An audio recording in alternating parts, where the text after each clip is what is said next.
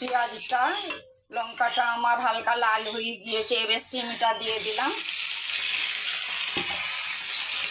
টমেটোটা দিয়ে দিলাম,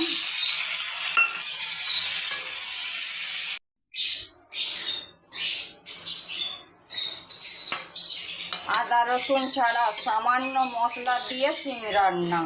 আপনারাও বাড়িতে এইভাবে রান্না করবেন, আশা করি ভালো লাগবে। আর কেমন লাগলো বন্ধুরা আমাকে কমেন্ট করে জানাবেন।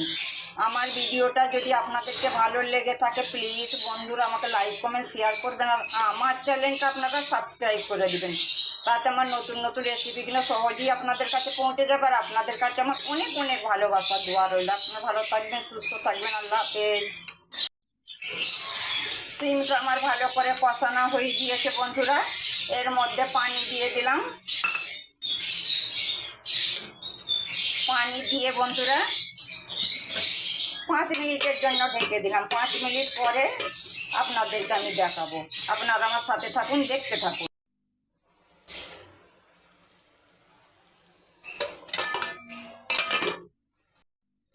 এই নতুন সিম গরম গরম ভাতে কি লাগবে বন্ধুরা, আর কি বলবো। আমার আদা রসুন ছাড়া সিমের রেসিপি পুরো রেডি।